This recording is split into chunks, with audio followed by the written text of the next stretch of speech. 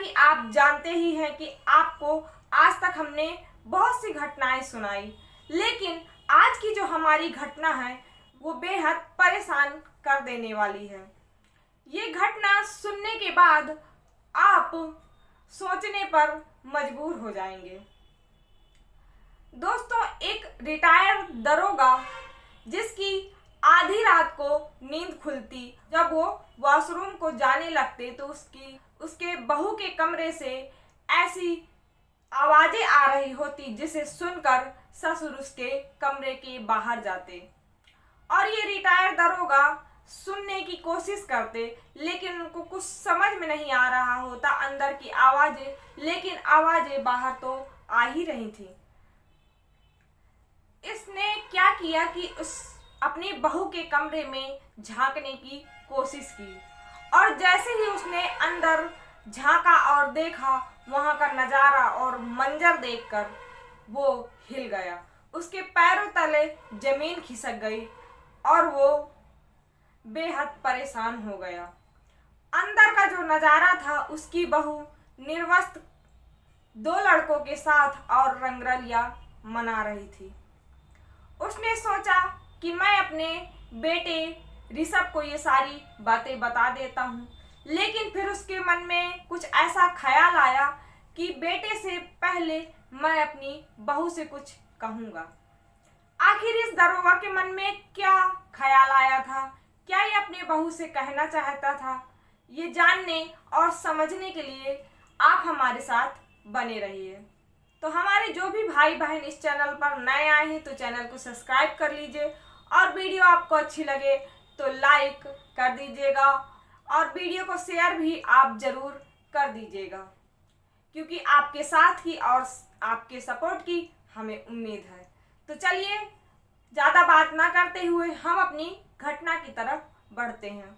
दोस्तों, ये घटना उत्तर प्रदेश के एक शहर कानपुर की। इसी कानपुर में एक नगर पड़ता कल्याणपुर।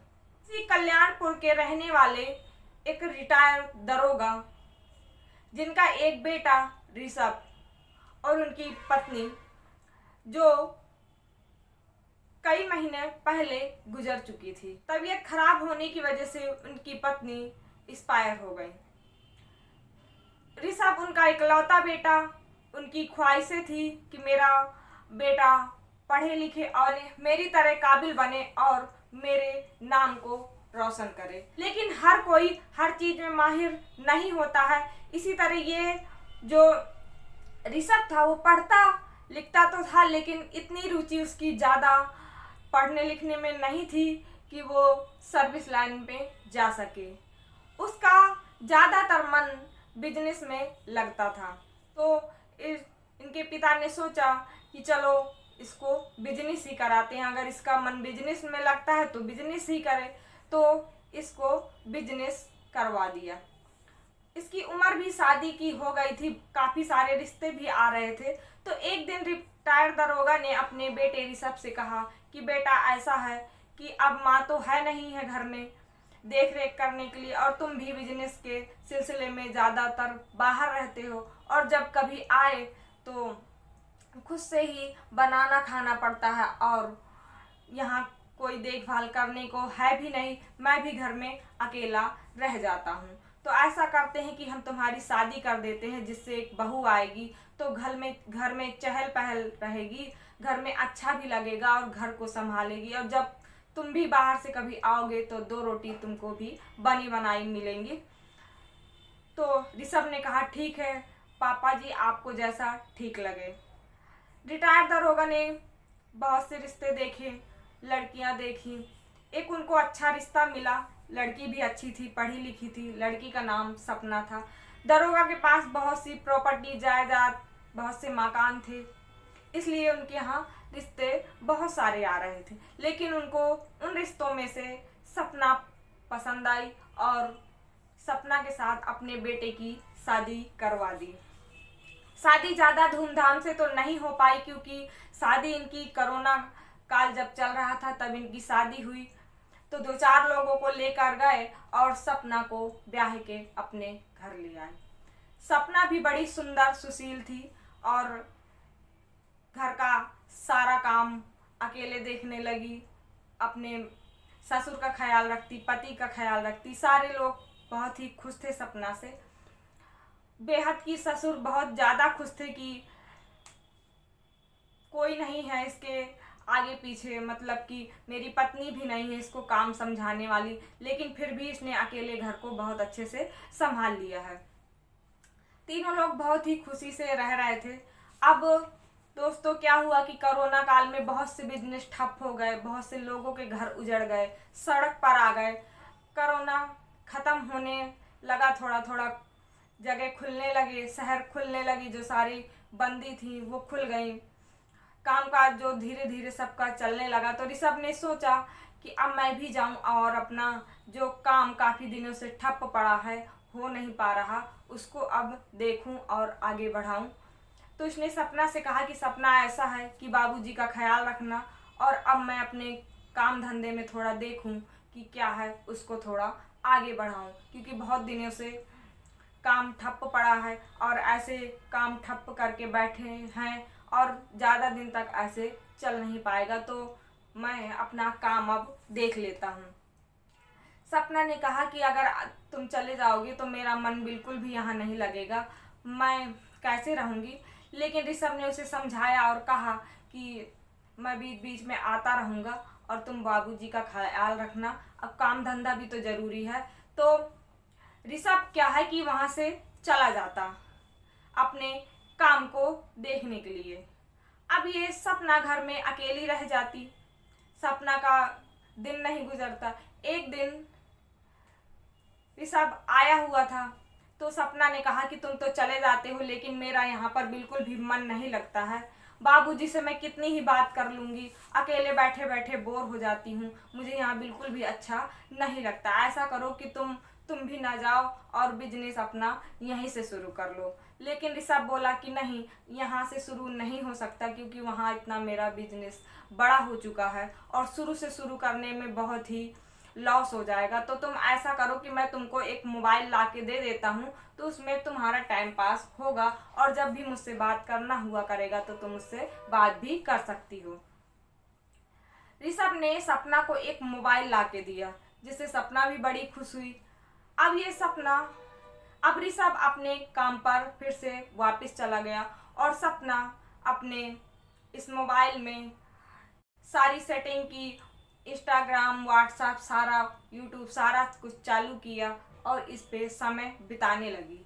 एक दिन ये फेसबुक चला रही थी और इसकी एक फ्रेंड था जो कॉलेज में इसके साथ पढ़ता था, उसकी इसको प्रोफाइल सामने दिखी। इसने क्या किया कि उसको रिक्वेस्ट भेजी और उसने भी एक्सेप्ट कर ली।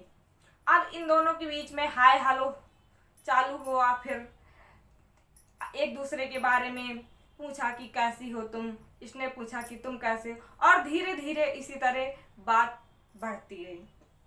अब ये रोज बात घंटों घंटों बात करने लगे। उस लड़के का नाम राजकुमार था और ये सपना से काफ़ी बातचीत इन दोनों के बीच होने लगी। अब ये बातचीत करते करते अब ये अपने बारे में कुछ ऐसी बातें करने लगे जो शायद इनको नहीं करनी चाहिए थी। ये अब वीडियो कॉल करने लगे, एक दूसरे के जो निर्वस्त्र होते और वीडियो कॉल में एक दूसरे को दिखाते और बातें करते। फिर ये धीरे धीरे इतने बेचैन होने लगे कि एक दूसरे से मिलने के लिए ये बेताब होने लगे। एक दिन सपना ने समय देखकर और रात में इसको राजकुमार को अपने घर बुलाया और इसके साथ संबंध बनाया। ये अब एक बार सिलसिला चालू हुआ तो रुकने का नाम नहीं लिया। अब इसी तरह ये हमेशा जब भी इनका मन होता तो राजकुमार को बुलाती और ये दोनों मिलते। अब एक दोस्त था राजकुमार का जो सतेंद्र नाम था जिसका, वो भी राजकुमार के घर आया जाया करता था, सपना को भी जानता था, सपना के घर भी कभी कभी चला जाता था।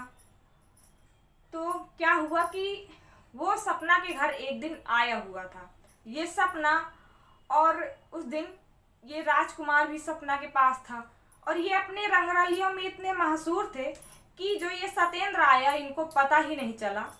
ये अपने हवस के खेल में लगे हुए थे। इस सत्येंद्र ने देखा तो इसकी आंखें फटी की फटी रह गई। तो इसने क्या किया कि अपने मोबाइल से इन दोनों का वीडियो बना लिया। अब वीडियो बनाने के बाद वहां से चुपचाप निकल गया। अब ये जब वीडियो देखता तो इसका भी मन करता ये सब करने को। एक दिन ये सपना के पास आया और बातचीत करते करते मौका देखकर इसने सपना से बात की और कहा कि जो आप भाभी कर रही हैं सारी हरकत आपकी मुझे मालूम है। तो इसने कहा कि क्या हरकत मैं कर रही हूँ और तुमको क्या मालूम है। तो इसने कहा कि तुम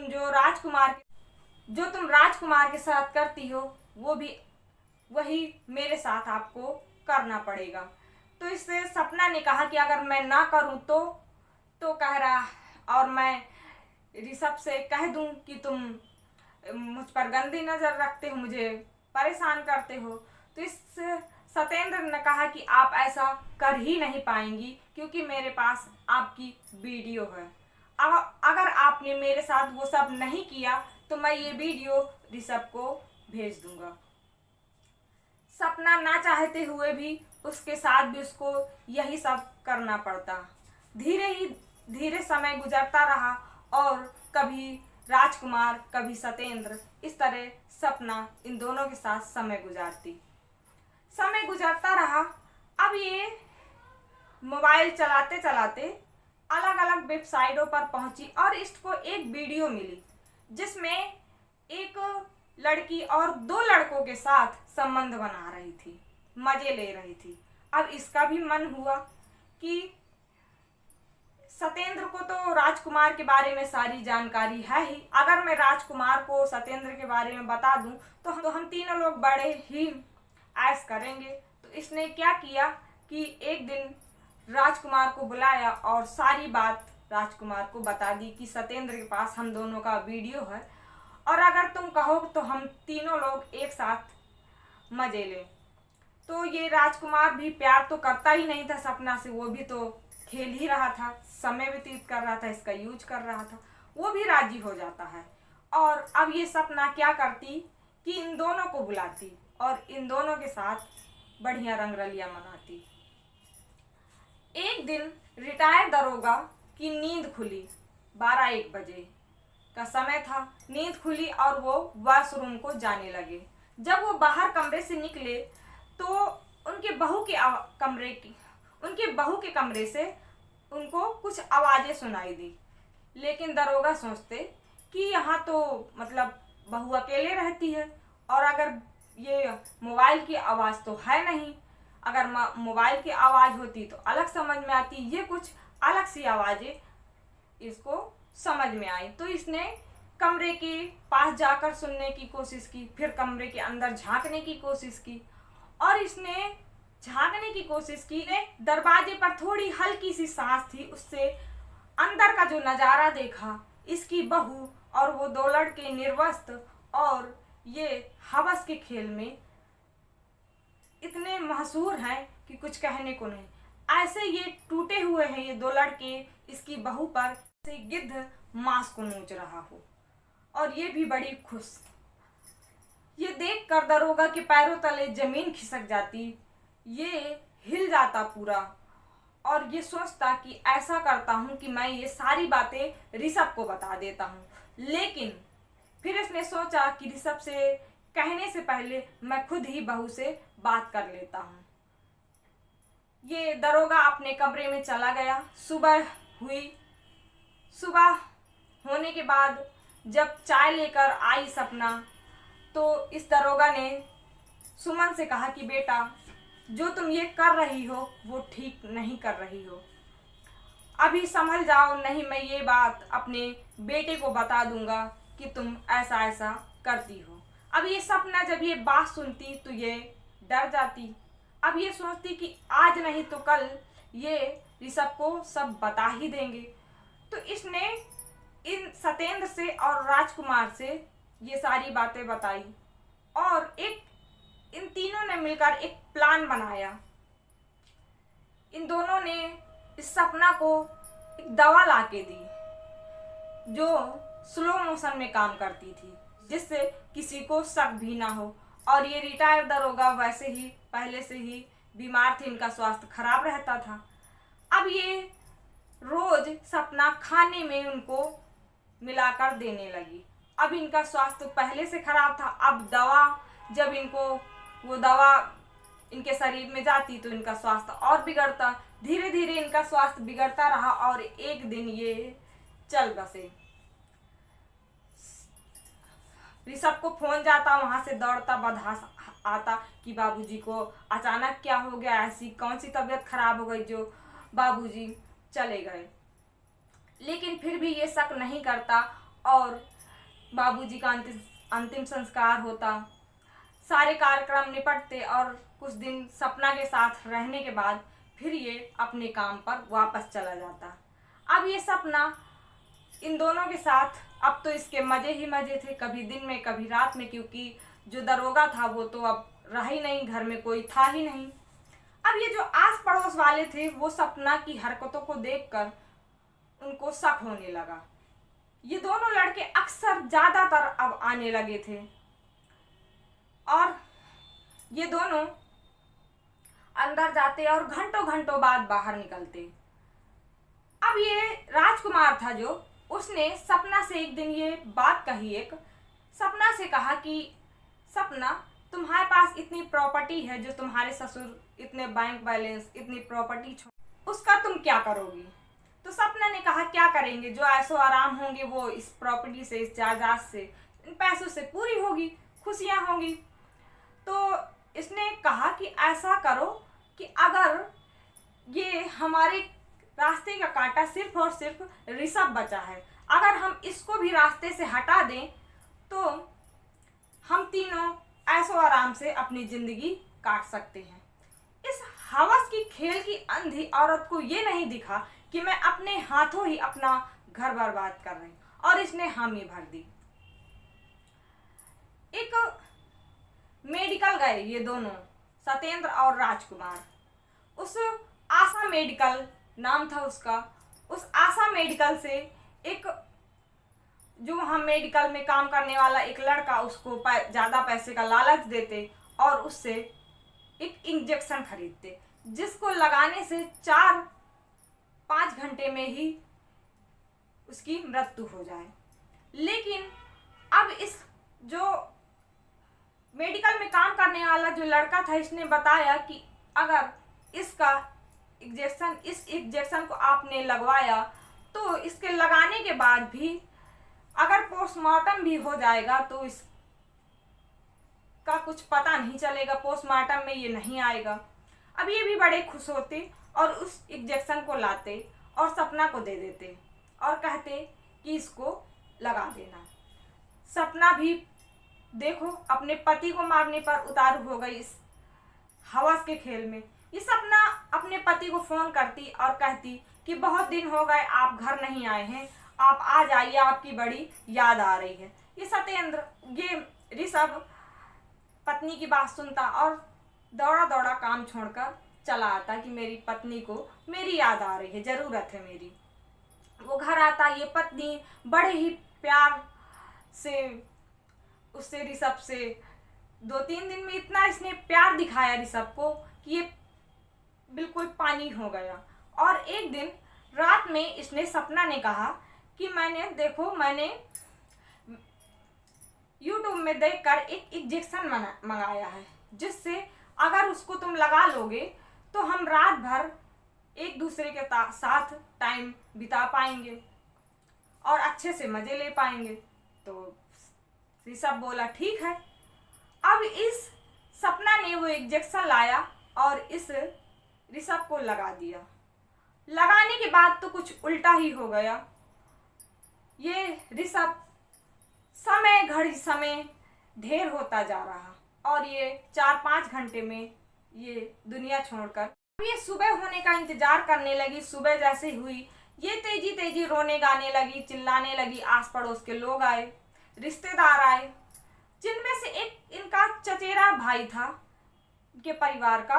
उसने कहा कि नहीं, ऋषभ की मौत नॉर्मल नहीं है और कुछ ना कुछ तो इसके साथ हुआ है। लेकिन सपना कहती कि नहीं, रात में हम खाना खाए और लेटे और उसके बाद इनको एक हार्ट अटैक सा आया और इनके प्राण निकल गए। मैंने जब देखा तो इनकी सांसें नहीं चल रही थी। मैं बहुत परेशान हो गई और मैं ज़ोर ज़ोर से रोने लगी तो आस पड़ोस वाले आ गए।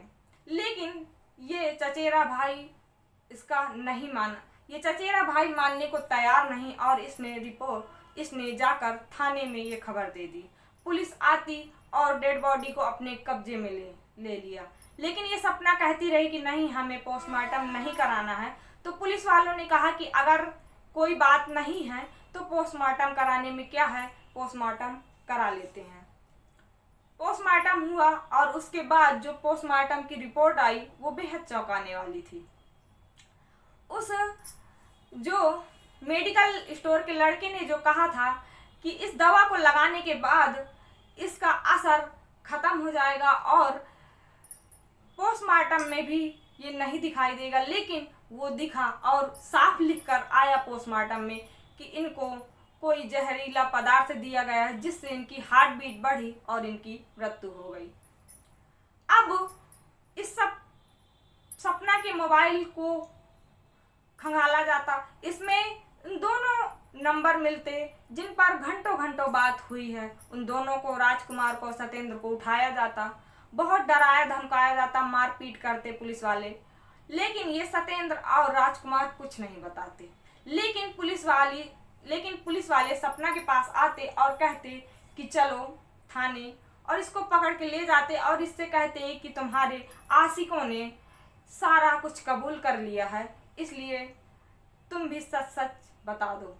ये बिना जोर दबाव के और सारा कुछ सच सच बता देती कि कैसे हमने ये हवस का खेल चालू किया, फिर अपने ससुर को मारा और फिर अपने पति को। ये सब सुनकर पुलिस वाले बेहद परेशान हो जाते कि ये कैसी औरत है जिसने हवस के खेल में जिस्मानी ज़रूरत के लिए अपने पति को मार दिया, अपने ससुर को मार दिया, अपना घर अपने ही हाथों इसने बर्बाद कर लिया। फिलहाल उसको चार्जशीट लगाकर और उन दोनों को सजा मिली। इसको भी सलाखों के पीछे डाला गया। तो जब घटना लोगों के सामने आई तो लोग बेहद परेशान हो गए कि कैसी औरत है जिसने अपने पति को ही मौत के घाट उतार दिया अपने ही हाथों से। तो दोस्तों, आपको ये कहानी कैसी लगी? आपकी इस कहानी पर क्या राय है? आप हमें कमेंट में भेज सकते हैं। आपकी राय की, आपकी सलाह की हमें बेसब्री से इंतजार रहता है। तो आज की वीडियो में बस इतना ही। मिलते हैं एक नई वीडियो में एक नई घटना के साथ, आपको सतर्क और आपको सचेत करने के लिए। तब तक के लिए जय हिंद।